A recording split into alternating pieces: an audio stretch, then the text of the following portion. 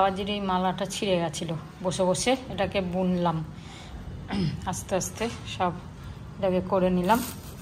এটা ধুতে গিয়ে না ছিঁড়ে গেছিলো, তো থাক, এখন তো অন্য কিছু পরিয়েছি, এটা আবার ধোয়া পরিষ্কার রয়েছে, এটাকে আবার পরে পরাবো।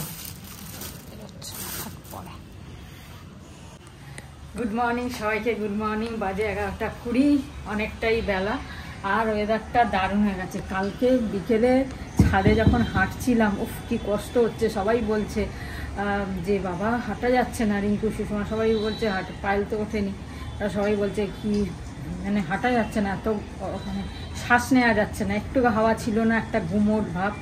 তারপরে তো ভাবলাম এসি চালিয়ে এসে বসবো, কিন্তু চাটা খাওয়ার পর দেখলাম বিদ্যুৎ চমকাচ্ছে, করছে। তারপরে আস্তে আস্তে রাত্রিরে বৃষ্টিটা হলো, হওয়ার পর একদম ওয়েদার চেঞ্জ, কি ভালো লাগছে। যাই হোক, আজকে রান্না থেকে আবার ছুটি নিয়েছি, এরকম হাওয়া দেওয়া থাকছে না,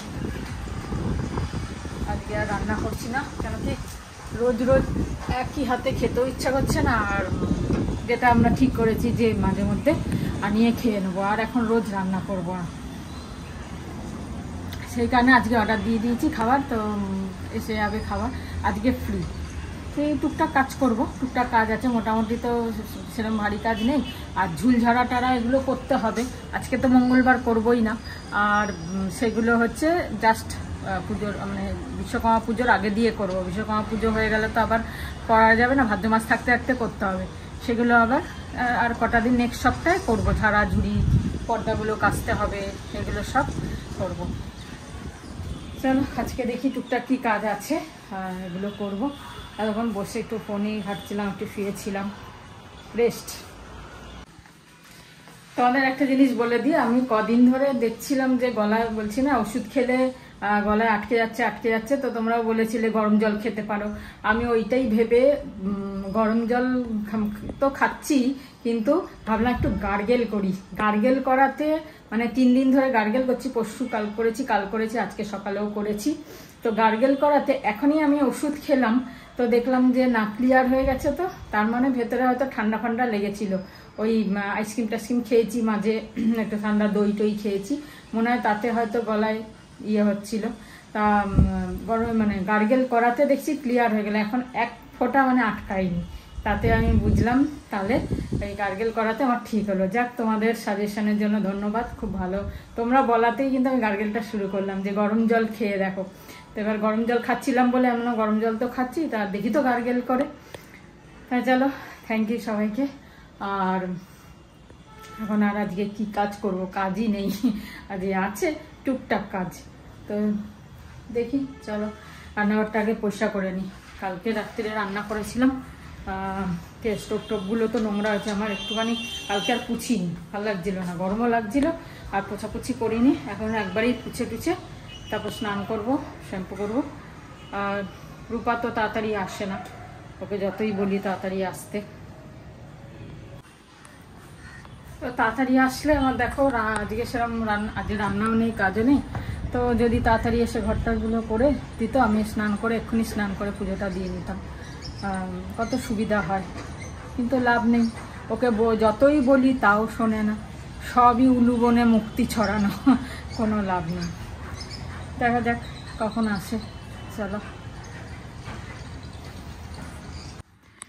চলো চান করে পুজো দিয়ে নিলাম। আর রূপা দেরিতে এসছে, আমি চান করে বেরিয়েছি, তারপরে এসে চলো খাবার এসে গেছে, দেখে নি আজকে কি খাবার দিল। চলো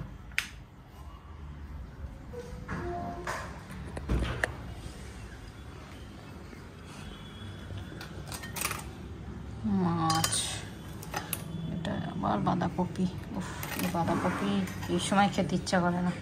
এটা কিছু একটা তরকারি, ডাল, ভাত, ঠান্ডা হয়ে যাবে এটা।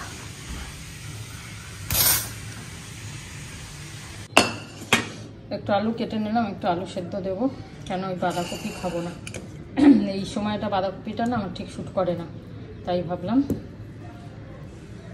আর ওইটা কি তরকারি, শাক না কি আছে দেখি, ওটা একটু খাবো, তা ডাল দিয়ে আলু সেদ্ধ দিয়ে আমি খেয়ে নেবো, সেই জন্য একটু আলু সেদ্ধ দিচ্ছি। চলো এটা কেটে সেদ্ধ বসিয়ে দিই। তো যাই হোক, একটু সাবধানেই এখন হালকা হালকা খেতে হবে, আবার ঠিক হয়ে গেলে তার আগে আজকে ভাবছি একটা লিকুইড আছে বা ডাইজেস্ট করার জন্য, হজমের আর কি, একটা লিকুইড আছে হজমের আর কি, ওইটা একটা দেখি নিয়ে আসবো। ওটা দুবেলা খেলে, ওটা খেলে পরে আর ঠিক হয়ে যায়। তো যখনই আমার হালকা এরকম পেটে ব্যথা হয় বা হালকা গ্যাসের প্রবলেম হয়, তখন ওটা খেলে আমি দেখেছি ঠিক থাকে, আবার নর্মাল হয়ে যায়। তো ওইটাই আনবো, এগুলো টুকিটাকি কয়েকটা আর ওষুধ নিয়ে আসবো, এই গ্যাসের রিলেটেডই, আর কিছু না। তো চলো বেরোই, জানলা দরজা ফ্যান বন্ধ করলে আবার গরম লাগছে, ছাদে কি আরাম লাগছে না। চলো যাই, দেখি পায়েলও যাবে, ও তো দিয়েছিল অল্টার করতে, ওই দুজনা টুকটুক যাই। ভাবছি একটু কাছে পাড়া থেকে ঘুরে আসবো, কাকিমা সাথে কাল কথা বললাম, তো কাকিমা বললো আয় ঘুরে যায়, তুই তো কালী পুজোয় থাকবি না, তো পুজোয় যাওয়ার আগে একবার ঘুরে যা। দেখি ভাবছি এই 2 দিন এখানে থেকে আসতে পারি, ভালো লাগছে না, মানে এখন তো বাপের বাড়ি বলে সেরকম নেই, আর দিদিও ছিল, দিদির বাড়িও সেরকম নেই, যে আগে তো বোলপুর যেতাম থাকতাম, এখন তো আর সেই হয় না। বোলপুরে তো আমার যেতে মন একদম করে না, থাকতে তো মনই করে না, কেন কি দিদির কথা খুব মনে পড়ে, আমি তাই জন্য দিদির ফটো টটো ঘরে রাখি না, কিছুই না, যতটা পারি আর কি ইয়ে করি।